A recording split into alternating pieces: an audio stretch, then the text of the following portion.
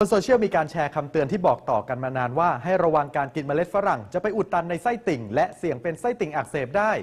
ชัวร์เหรอศูนย์ชัวร์ก่อนแชร์สำนักข่าวไทยอสมทเดินทางไปสอบถามกับศัลยแพทย์หัวหน้าศูนย์ผ่าตัดส่องกล้องโรงพยาบาลจุฬาลงกรณ์ครับกินเมล็ดฝรั่งจะทำให้ไส้ติ่งอุดตันเสี่ยงเป็นไส้ติ่งอักเสบได้จริงไหมครับไม่จริงครับสาเหตุส่วนใหญ่เนี่ยเป็นจากการอุดตันแต่ว่าเป็นอุดตันจากตัวไส้ติ่งเขาเองมันเป็นจากภายในท้องเขาเองสิ่งที่เราทานเข้าไปไม่ได้เข้าไปในไส้ติ่งไม่ว่าจะเป็นเม็ดฝรั่งหรือเม็ดอย่างอื่นไม่ใช่สาเหตุของไส้ติ่งอักเสบแล้วเป็นไปได้แค่ไหนครับที่เมล็ดฝรั่งจะเข้าไปอุดตันในไส้ติ่งไส้ติ่งเนี่ยเป็นท่อปลายปิดอาหารเนี่ยไม่ได้วิ่งเข้าไปในไส้ติ่งสิ่งที่เราทานเข้าไปไม่ได้เข้าไปในไส้ติ่งเลยถ้าอย่างนั้นการกินเมล็ดฝรั่งหรือเมล็ดผลไม้ก็ไม่อันตรายอะไรเลยใช่ไหมครับมันมีบ้างถ้าเป็นเมล็ดขนาดใหญ่มันอาจจะไปขวางทางไม่ได้ปิดที่ไส้ติ่งอาจจะไปขวางทางที่ลำไส้เล็กส่วนที่กิ่วแคบที่สุดแล้วก็เกิดลำไส้อุดตันได้แล้วเมล็ดฝรั่งทำให้ลำไส้อุดตันด้วยไหมครับเมล็ดฝรั่งนี่ถ้าเราเคี้ยวให้มันไม่เป็นก้อนขนาดใหญ่อันนั้นไม่อุดตันที่มีรายงานก็จะเป็นพวกกระท้อนเม็ดที่ค่อนข้างใหญ่นิดนึงประมาณเซนติเมตรขึ้นไปเนี่ยอันนั้นก็คือมีความเสี่ยงอยู่ดังนั้นการกินเมล็ดฝรั่งไม่ได้ทำให้เป็นไส้ติ่งอักเสบ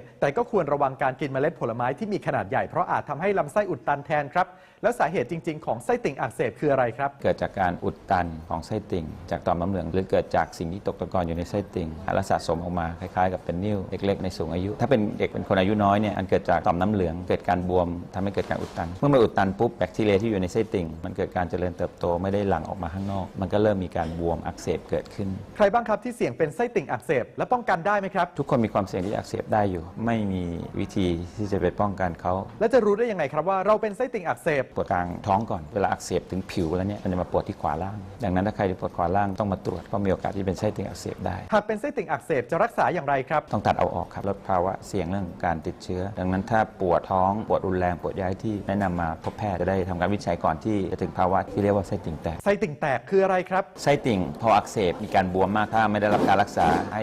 ทานทุกทีหรือถูกจังหวะไส้ติ่งที่มีการอุดตันก็จะเกิดการอักเสบเปื่อยยุ่ยแบคทีเรียเจริญเติบโตมีการหลั่งสารออกมามีแก๊สออกมาก็จะบวมมากขึ้นพอถึงจุดหนึ่งไส้ติ่งก็จะขาดเลือดที่มาเลี้ยงท้ายสุดก็แตกออกจากที่ปวดบริเวณขวาล่างก็อาจจะปวดทั่วท้องปวดท้องรุนแรงถ้าไม่ตัดออกจะรักษาไส้ติ่งอักเสบได้ไหมครับมีบางกรณีที่รักษาด้วยยาซึ่งได้ผลนะฮะแต่ว่าปัญหาหลักๆก็คือโอกาสที่จะเป็นซ้ำมันก็จะสูงขึ้นแล้วตัดไส้ติ่งออกไปนี่กระทบต่อการดำเนินชีวิตยังไงครับคนที่ตัดไส้ติ่งออกไปแล้วไม่มีผลใดๆในแง่ของสุขภาพเรามีไส้ติ่งแค่1อันถ้าเราตัดออกอาการต่างๆก็ควรจะจบไปไม่มีโอกาสเป็นซ้ำอีกสรุปแล้วที่เตือนกันว่ากินเมล็ดฝรั่งเสี่ยงเป็นไส้ติ่งอักเสบนี่เป็นยังไงครับไม่จริงก็ไม่ควรจะแชร์ต่อการเลือกรับประทานอาหารพิถีพิถันเป็นสิ่งที่ดีนะครับแต่ก็ไม่ต้องระวังจนระแวงเกินไปครับยังมีอีกหลายเรื่องน่าสงสัยบนสังคมออนไลน์หากได้รับอะไรมาอย่าเพิ่งแชร์ต่อร่วมตรวจสอบไปด้วยกันกับชัวร์ก่อนแชร์